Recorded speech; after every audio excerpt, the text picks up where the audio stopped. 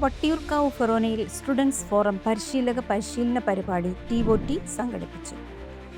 വട്ടിയൂർക്കാവ് ഫെറോന വിദ്യാഭ്യാസ ശുശ്രൂഷ സമിതിയുടെ ആഭിമുഖ്യത്തിൽ ഇടവകളിലെ സ്റ്റുഡൻസ് ഫോറം പ്രവർത്തനങ്ങൾ കൂടുതൽ ഊർജ്ജസ്വലമാക്കുന്നതിനായി പരിശീലന വർക്ക്ഷോപ്പ് TOT സംഘടിപ്പിച്ചു. 2026 ഏപ്രിൽ 11 ശനിയാഴ്ച Vattiyoorkavu little flower church parish ഹാളിൽ വെച്ചാണ് വർക്ക്ഷോപ്പ് നടന്നത്.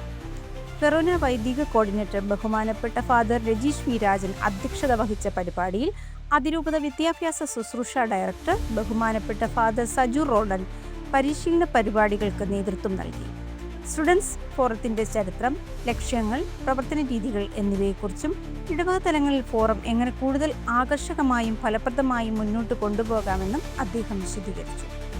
ജീവനും വെളിച്ചവും മാസികയിൽ രൂപത നൽകുന്ന സ്റ്റുഡൻസ് ഫോറം യോഗസഹായി എങ്ങനെ ഓരോ മാസവും ഫലപ്രദമായി ഉപയോഗിക്കാം, സ്റ്റുഡൻസ് ഫോറം ആനിമേറ്റർമാരുടെ ഉത്തരവാദിത്വങ്ങൾ, കുട്ടികളിലെ സഭാകമ്പം മാറ്റുന്നതിനുള്ള പ്രായോഗിക മാർഗങ്ങൾ തുടങ്ങിയ വിഷയങ്ങളിൽ നടന്ന ചർച്ചകൾ പങ്കെടുത്തവർക്ക് ഏറെ അറിവ് പകർന്നു.